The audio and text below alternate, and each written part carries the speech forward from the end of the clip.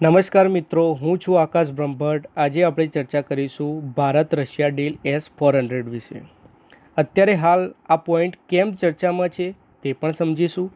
Russia S-400 સુધી કેવી રીતે પહોંચ્યું, સાથે સાથે ભારત S-400 મેળવવા કેમ માગે છે, ભારત માટે કેટલું મહત્ત્વપૂર્ણ છે, રશિયા અને ભારતની ડીલ વિશે અમેરિકાનું શું મંતવ્ય છે, તેમજ વિશ્વના દેશો બીજી કઈ એર ડિફેન્સ સિસ્ટમ અપનાવે છે S-400ની સિમિલર, તે દરેક બાબતની ચર્ચા આપણે આ વિડીયોમાં કરવા જઈ રહ્યા છીએ।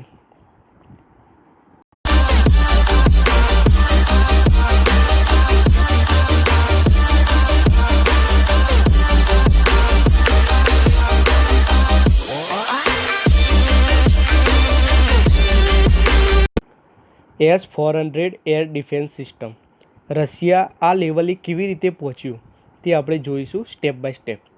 શીત યુદ્ધના સમયમાં એટલે કોલ્ડ વોરના સમયમાં બે પાર્ટ પડી ગયા હતા। ફર્સ્ટ વન સોવિયત સંઘ, સેકન્ડ વન અમેરિકા।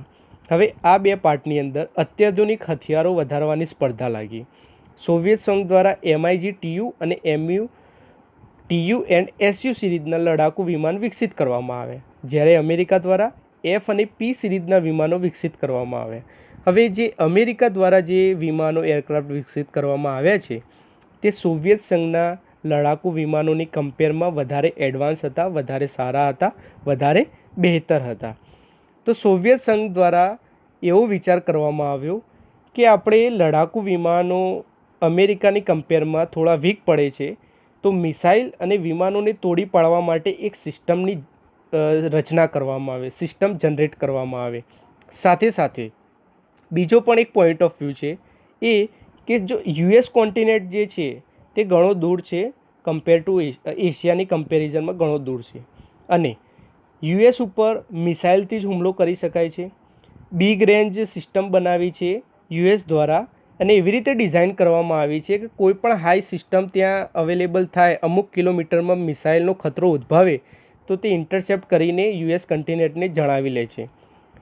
એરક્રાફ્ટની વાત કરીએ તો અમેરિકા ઉપર એરક્રાફ્ટથી હુમલો કરવો ખૂબ જ મુશ્કેલ છે, તેની વધારે સમસ્યા પણ નથી, કારણ કે આસપાસ કોઈ પણ જાતનો મોટો દેશ અવેલેબલ નથી।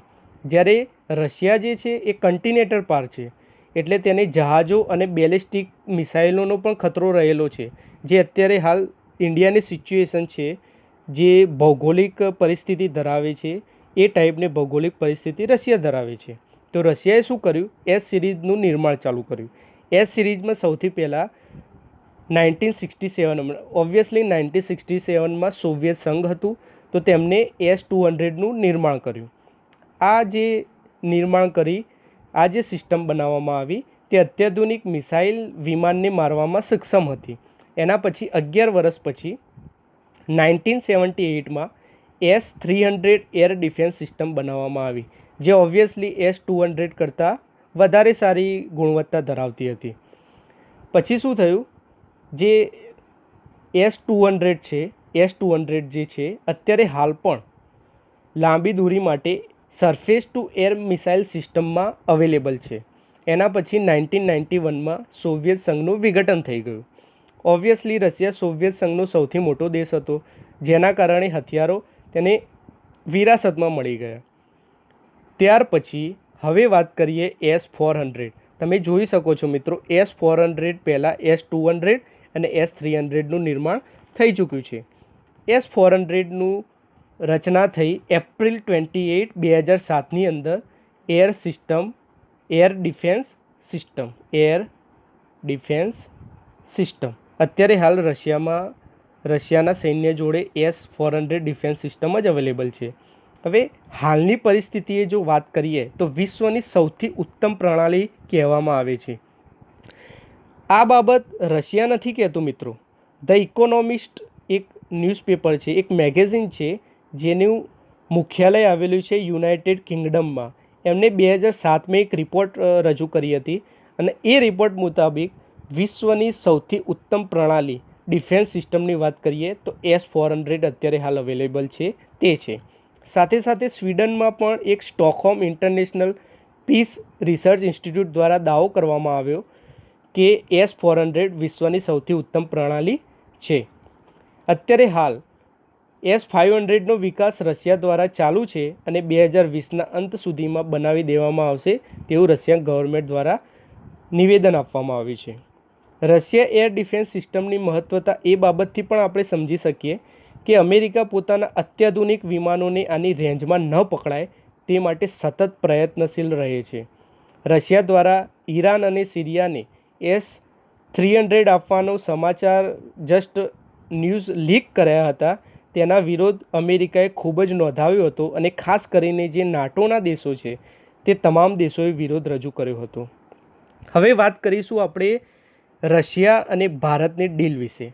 તો ભારતે ઓક્ટોબર 2018ની અંદર $5.2 બિલિયન ડીલ કરી છે. એપ્રોક્સ અત્યારે હાલના ચલણ પ્રમાણે 39,000 કરોડ રૂપીસ થઈ શકે. બરાબર. આ ડીલમાં શું કહેવામાં આવ્યું છે તો ટોટલ 5 યુનિટ લેશે ભારત રશિયા જોડેથી S-400ના અને 2021ના અંત સુધીમાં પ્રથમ યુનિટ રશિયા દ્વારા ભારતને આપવામાં આવશે. તેના એડવાન્સ 6,000 કરોડ રશિયાને આપવામાં આવ્યા છે. આગળ જોઈએ. હવે રશિયાએ ભારત પહેલાં ફક્ત ચીનને આ પ્રણાલી વેચે છે અને સેકન્ડ વન તુર્કી પણ છે. તુર્કીને પણ રશિયાએ પ્રણાલી આપી છે. ઈરાન, સાઉદી અરબ, કતાર, બેલારુસ S-400 મેળવવાનો પ્રયત્ન કરી રહ્યા છે. ભારત અત્યાર સુધી રશિયા પાસેથી આક્રમક હથિયાર લેતું આવ્યું છે અને પ્રથમવાર એવું બનશે કે ભારત રશિયા પાસેથી રક્ષા પ્રણાલી લેશે. હવે આ પોઈન્ટની વાત કરીએ આપણે ભારત અને રશિયાની. આ જે ડીલ થઈ એનો અમેરિકાનું શું કહેવું છે તે આપણે જોઈએ. હવે અમેરિકા એવું કહે છે કે અમે રશિયાને કાઉન્ટરિંગ અમેરિકાઝ એડવર્સરીઝ થ્રુ સેક્શન એક્ટના અનુરૂપ પ્રતિબંધ લગાવ્યો છે. હવે કેમ લગાવ્યો છે? અમેરિકાનો પક્ષ એવું છે, અમેરિકા એવું કહેવા માગે છે કે ચૂંટણી પ્રક્રિયામાં સામેલ થવાનો આરોપ છે રશિયાનો, એના અનુરૂપ અમે આ પ્રતિબંધ લગાવ્યો છે. તેથી રશિયાના રક્ષા અને ગુપ્ત પ્રતિષ્ઠાનોથી હથિયારોની ખરીદી કરી શકાય નહીં કોઈપણ દેશ દ્વારા. સાથે સાથે આના અનુરૂપ રશિયાથી જે ખરીદવામાં આવતા સૈન્ય ઉપકરણો છે એના લીધે દેશો સાથે અમેરિકા પોતાના અત્યાધુનિક સૈન્ય ઉપકરણો આપશે નહીં. પછી કોઈપણ જાતની ડીલ રહેશે નહીં કે સૈન્ય સહયોગ પણ રચી શકાશે નહીં. આવું અમેરિકાનું કહેવું છે. ભારત અને રશિયા આ સોદાને અમેરિકાના પ્રતિબંધોથી બચાવવાની રણનીતિ વિચારી રહ્યા છે. બીજી એક વસ્તુ જોઈએ આપણે, અમેરિકાએ શું સૂચન કર્યું છે ભારતને. તો ભારતને એવું કહેવામાં આવ્યું છે કે ભારત અમેરિકા સૈન્ય સહયોગ પ્રભાવિત થઈ શકે છે. આઈ થિંક મિત્રો તમને ખ્યાલ જ હશે, ભારત અમેરિકા સંયુક્ત સૈન્ય સહયોગ ટાઈગર ટ્રામ્સ તરીકે ઓળખાય છે. અમેરિકાએ જે ભારતને આર્મ ડ્રોન MQ-9 અને બીજા ઉચ્ચ તકનીકી ઉપકરણો વેચવાનો જે પ્રસ્તાવ આપ્યો છે તે પણ પ્રભાવિત થઈ શકે છે. અમેરિકાની આપત્તિ જે છે તેના વિશે આપણે પોતાના એક સમજૂતી રજૂ કરીએ છીએ મિત્રો. એ સમજૂતી તમે સમજી લો. એડવાઇઝરીના સૂચન, ઇન શોર્ટ, જે એડવાઇઝરી હતી જેમણે પ્રતિબંધ લદાવ્યો હતો રશિયા ઉપર, એના સૂચનથી પ્રતિબંધ દેશો પાસેથી કંઈ પણ ખરીદી શકાય નહીં. આ રૂલ છે. એટલે રૂલનું ઉલ્લંઘન થશે તો જે તે દેશ ઉપર સેક્શન નાખવામાં આવશે. 2 પોઈન્ટ અહીંયા છે. એક તો યુએસએની આ સ્ટ્રેટેજી છે. સાથે સાથે અમેરિકા ભારત સાથે યુદ્ધાભ્યાસ કરે છે. આપણે આગળ વાત કરી તેમ ટાઈગર ટ્રામ્સ. ત્યારે બંને દેશોના જે ઓજારો, એરક્રાફ્ટ, મિસાઇલ, તેમની ઇન્ટરઓપરેટેબિલિટી હોય છે. આ ઇન્ટરઓપરેટેબિલિટી અમેરિકા રશિયા સાથે લાવવા માગતું નથી. બરાબર. તેથી વિરોધ કરે છે, આપત્તિ રજૂ કરે છે. બીજી બાબત એ પણ છે કે અમેરિકા પાસે પણ ડિફેન્સ સિસ્ટમ છે, તો તેના અનુરૂપ તે માર્કેટનો અભ્યાસ કરે છે. આવું પણ હોઈ શકે. ટ્રમ્પ સરકાર દ્વારા ભારત જેવા રણનીતિક ભાગીદારને સશસ્ત્ર માનવરહિત ડ્રોનના એક્સપોર્ટ માટે મંજૂરી આપી હતી, જે આપણે આગળ વાત કરી તેમ આર્મ ડ્રોન MQ-9. આ ડ્રોનનો ઉપયોગ ભારત પાકિસ્તાનની સરહદે આતંકવાદી ગતિવિધિઓનો સામનો કરવા માટેની યોજના છે. હવે આ ભારત રશિયાની જો ડીલ થશે તો ડ્રોન મેળવવામાં મુશ્કેલી પડી શકે છે. તો મિત્રો, ભારતે રશિયાને પણ સાચવવું અત્યારે જરૂરી છે અને અમેરિકાને પણ સાચવવું જરૂરી છે. ક્લિયર? હવે ઇન્ડિયાનો પોઈન્ટ ઓફ વ્યૂ શું છે જોઈ લઈએ આપણે. તો ભારત અને રશિયા બંને સાથે ઘનિષ્ઠ સંબંધ બનાવી રાખવા માંગે છે. જેમ આપણે આગળ વાત કરી તેમ રશિયાએ ઘણા દશકાથી આપણને સૈન્ય પ્રણાલી આપે છે. હવે ભારત અને અમેરિકા રક્ષા ક્ષેત્રે ઘણી સમજૂતી કરી ચૂક્યા છીએ. ભારત રક્ષા પ્રણાલીનો ઘણો હિસ્સો અમેરિકાથી આયાત કરે છે અને ખાસ કરીને એરક્રાફ્ટ અને આર્ટિલરીના ક્ષેત્રમાં બંને દેશોના વચ્ચે ઘણો સહયોગ છે. અને રશિયા જોડે આપણે વાત કરીએ તો સબમરીન અને મિસાઇલ માટે રશિયા ઉપર નિર્ભર છે. ભારત એકમાત્ર એવો દેશ છે કે જેનો પરમાણુ શક્તિ સંપન્ન બે પડોશીઓ સાથે સીમા વિવાદ છે. એવામાં જો રશિયાથી સપ્લાય બંધ થઈ જશે તો ભારતની સુરક્ષામાં જોખમ પેદા થઈ શકે છે. S-400 કેમ જરૂરી છે તેની ખાસિયતો હવે જોઈએ આપણે. ભારત કેમ જરૂરી છે, અમેરિકાને પણ અમુક બાબતની ચર્ચા કરીને સમજાવવાનો પ્રયત્ન કરી રહ્યું છે અને S-400 ભારતે કોઈ પણ સંજોગોમાં મેળવવું ખૂબ જ જરૂરી છે. કેમ જરૂરી છે તો જોઈ લઈએ આપણે. આ ડિફેન્સ સિસ્ટમ થાડનો જવાબ માનવામાં આવે છે. થાડ શું છે મિત્રો? અમેરિકાની ડિફેન્સ સિસ્ટમ છે. આગળ આપણે ચર્ચા કરીશું. વિમાનભેદી હથિયાર પ્રણાલી છે. આ S-400ના જે પોઈન્ટ છે એની ચર્ચા કરું છું. 1990માં રશિયાની અલ્મસ સેન્ટ્રલ ડિઝાઇન બ્યુરો દ્વારા વિકસિત કરવામાં આવ્યું છે અને રશિયાએ ફેબ્રુઆરી 12, 1999માં પ્રથમ પરીક્ષણ S-400નું કરી દીધેલું છે રશિયાના કપૂર્સલેયરની અંદર. S-400 2001માં રશિયા સેનામાં સામેલ કરવામાં આવ્યું હતું અને 2007માં સશસ્ત્ર બળોમાં સામેલ કરવામાં આવ્યું હતું. સમજો મિત્રો, રશિયન સેનામાં 2001માં અને સશસ્ત્ર બળોમાં 2007માં આને સામેલ કરવામાં આવ્યું હતું. દુનિયાનું સૌથી બહેતર એર ડિફેન્સ સિસ્ટમ, જેમ આપણે આગળ જોયું તેમ UK અને સ્વીડન બંનેએ કહી દીધેલું છે. મલ્ટીફંક્શનલ સિસ્ટમ ઉપર આધારિત છે અને અલગ અલગ ગતિથી મિસાઇલો છોડી શકવા સક્ષમ છે. જેમાં ખાસ કરીને ક્રૂઝ અને બેલિસ્ટિક મિસાઇલોને પણ નિશાનો બનાવી શકે છે મિત્રો. 400 કિલોમીટરમાં જો કોઈ પણ હુમલો હશે, કોઈ પણ ડ્રોન, મિસાઇલ ક્રૂઝ કે બેલિસ્ટિક કોઈ પણ હોય, એરક્રાફ્ટ હોય, તો તેને તોડી પાડવા માટે સક્ષમ છે.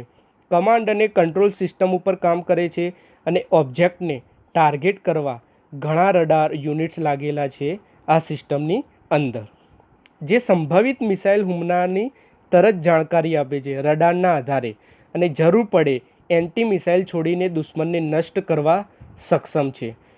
600 કિલોમીટર સુધી લક્ષ્ય ટ્રેક કરી શકે છે. મિત્રો સમજો, 600 કિલોમીટર સુધી લક્ષ્યને ટ્રેક કરી શકે છે અને 400 કિલોમીટરનું લક્ષ્ય ભેદી શકે છે. સુપરસોનિક, હાઇપરસોનિક મિસાઇલ 30 કિલોમીટર ઊંચાઈ અને 400 કિલોમીટર સુધી aircraft, fighter jet, missile, drone તમામ પ્રકારના હવાઈ લક્ષ્યોને ભેદવા માટે સક્ષમ છે. સાથે સાથે મિત્રો, જમીનના લક્ષ્યને પણ નિશાન બનાવી શકવા સક્ષમ છે. આ મિસાઇલ પ્રણાલી એક જ સમયમાં 400 કિલોમીટરની રેન્જમાં 36 ટાર્ગેટને નિશાન બનાવી શકે છે. એક જ સમયમાં મિત્રો, જોજો આ ખાસ, એક જ સમયમાં 400 કિલોમીટરની રેન્જ 36 ટાર્ગેટને નિશાન બનાવી શકે છે. એર ડિફેન્સ સિસ્ટમમાં 12 લોન્ચર્સ લગાવવામાં આવે છે જે અલગ અલગ મિસાઇલ ક્ષમતાથી સજ્જ હોય છે. આના 4 ફેઝ છે મિત્રો: 400 કિલોમીટર, 250 કિલોમીટર, 120 કિલોમીટર અને 40 કિલોમીટર. આ જે 120 અને 40 કિલોમીટર છે તે ક્રૂઝ મિસાઇલ માટે અવેલેબલ છે. ઓકે મિત્રો, છેલ્લા બે છે 120 કિલોમીટર અને 40 કિલોમીટર, તે ક્રૂઝ મિસાઇલ માટે અવેલેબલ છે. 5 મિનિટની અંદર જ સર્ચ કરી શકાય છે. તમે સમજી શકો છો મિત્રો કેટલું એડવાન્સ લેવલ છે રશિયાનું આ. એટલે ભારત માટે કેટલું જરૂરી છે. હવે ભારત માટે કેમ મહત્વપૂર્ણ છે, તેનાથી શું કરીશું આપણે તે પણ જોઈ લઈએ. તો દુશ્મન દેશોની જે મિસાઇલ છે એ ભારતીય ક્ષેત્રમાં ઘૂસી નહીં શકે. ભારત અને પાકિસ્તાન અને ચીનની 36 ન્યુક્લિયર પાવર જે બેલિસ્ટિક મિસાઇલો છે તેને પણ તોડી પાડવા સક્ષમ છે અને તે પણ એકી સાથે. બરાબર, 400 કિલોમીટર દૂરથી આવેલ કોઈ પણ ટાર્ગેટને ટ્રેક કરીને તોડવાની ક્ષમતા ધરાવે છે. મિસાઇલ, ડ્રોન, ફાઇટર પ્લેનને નિશાનો બનાવી શકે છે.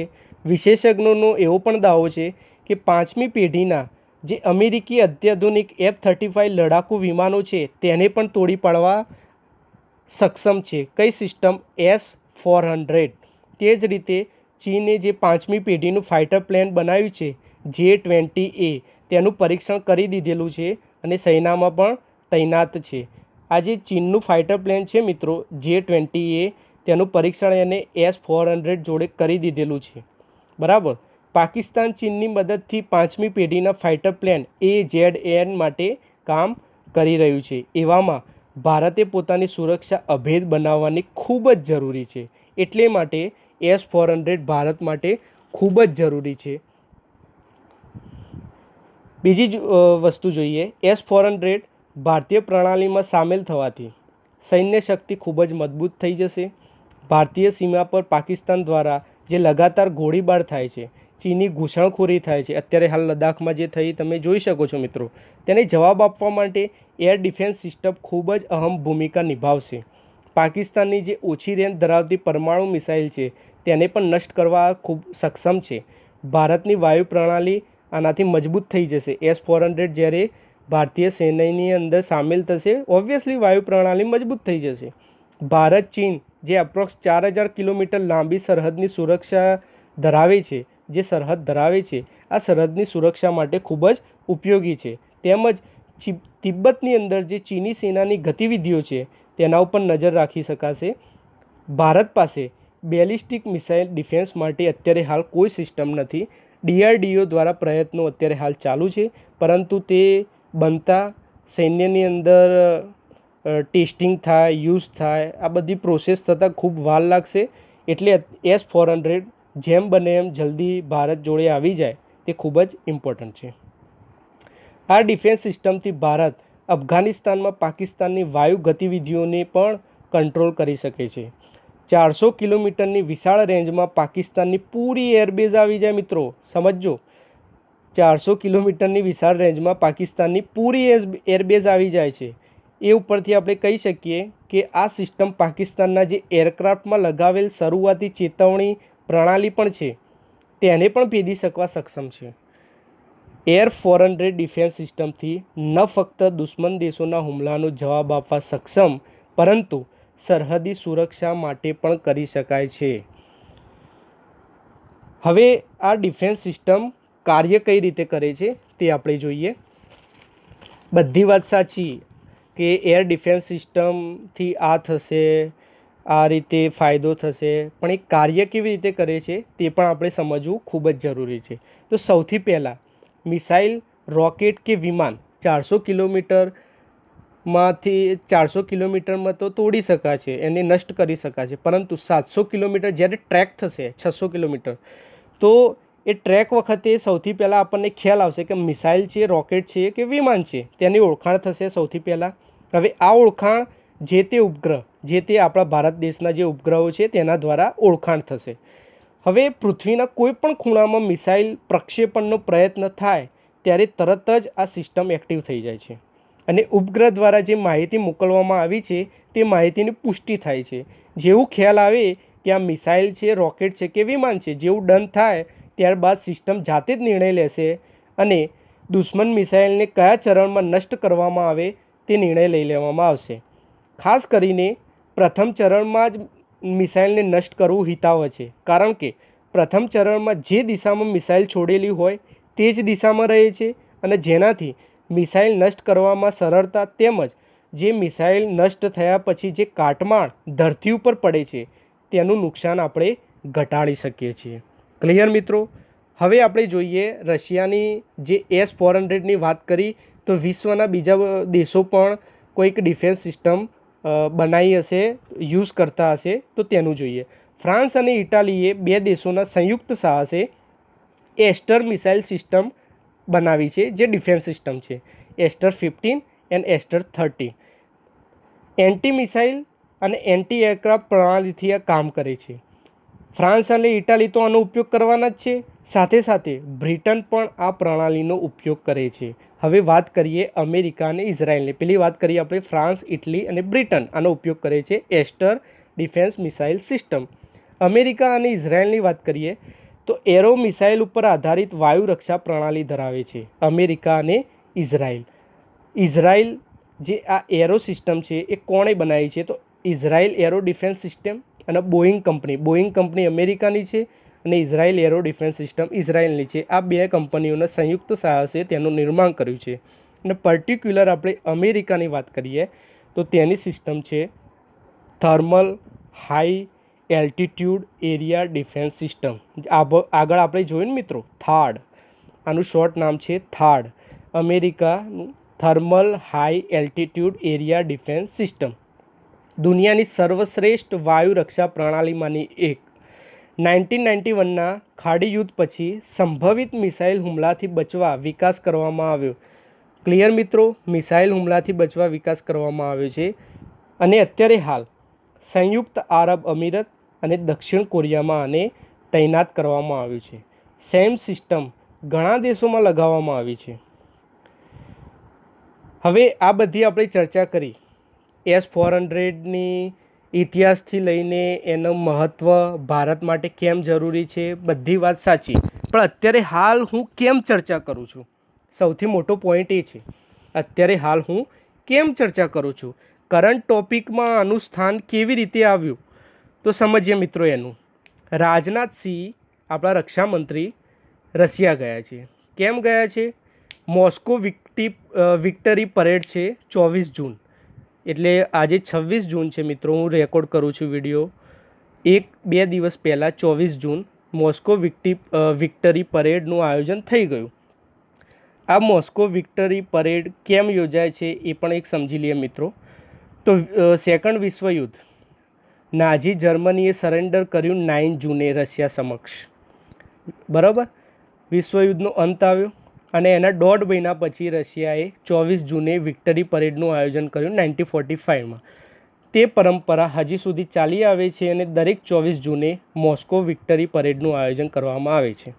હવે રક્ષામંત્રી દ્વારા ઘણા ટાઈમથી આઈ થિંક ઇન્ડિયન એક્સપ્રેસની અંદર એવો લેખ આવ્યો હતો કે COVID-19 પેન્ડેમિકના કારણે S-400ની જે સંભવિત ડિલિવરી 2021ના એન્ડમાં છે તે તારીખ બદલાઈ શકે છે, તેમાં ડિલે થઈ શકે છે.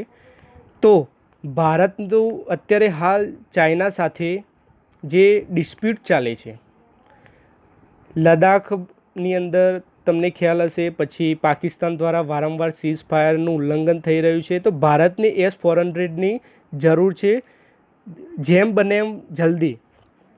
રશિયા દ્વારા એવું સ્ટેટમેન્ટ આપવામાં આવ્યું ઇન શોર્ટ ટર્મમાં કે COVID-19 પેન્ડેમિકના કારણે S-400નું ડિલે થાય એવું કોઈપણ સંજોગોમાં શક્ય થશે નહીં. જેમ બને એમ વહેલું ડિલિવરી કરવામાં આવશે.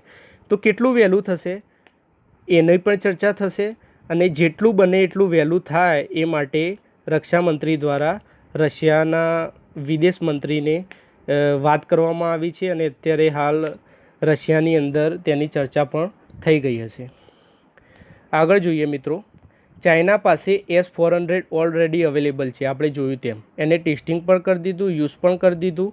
બરાબર, તેને ચાઇનાએ ઓર્ડર આપ્યો તો 2014ની અંદર અને ઓગસ્ટ 2018માં તેને ડિલિવરી પણ મળી ગઈ છે. અત્યારે હાલ ચાઇનીઝ મિલિટરીનો પાર્ટ બની ગયું છે એર ડિફેન્સ સિસ્ટમ S-400.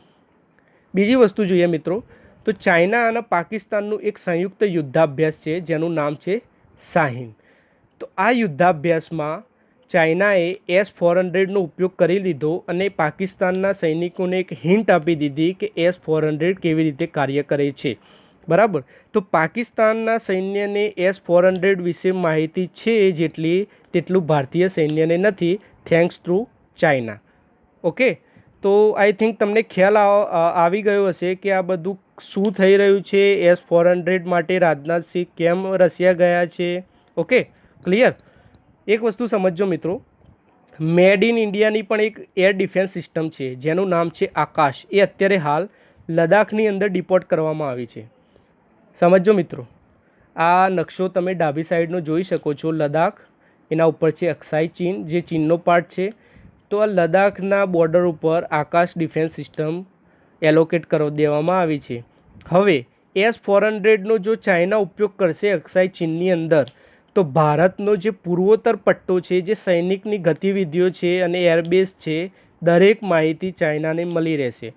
તો એ એડવાન્સ જેટલું ચાઇના છે તેટલું આપણે એડવાન્સ થવું ખૂબ જરૂરી છે. સાથે સાથે જો આપણે જમણી સાઈડના નકશામાં જોઈએ મિત્રો, તો જે કેસરીની રંગની બોર્ડર છે રાજસ્થાનની ને, ત્યાં જો આપણે S-400 મૂકી દઈએ છીએ, તેને સારી રીતે એલોકેટ કરી દઈએ છીએ, તો આખું પાકિસ્તાન અને અફઘાનિસ્તાનના અમુક એરિયા સુધી આપણે દરેક ગતિવિધિઓ નજર રાખી શકીશું.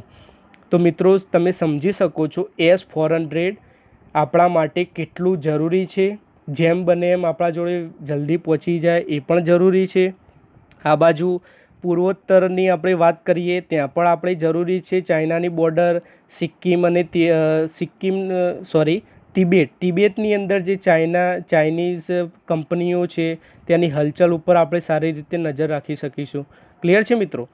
આઈ થિંક તમને દરેક પોઈન્ટનો ખ્યાલ આવી ગયો હશે. કોઈ પણ ક્વેરી હોય તો તમે કોમેન્ટ સેક્શનમાં જણાવી શકો છો. જય હિન્દ, જય ભારત, વંદે માતરમ.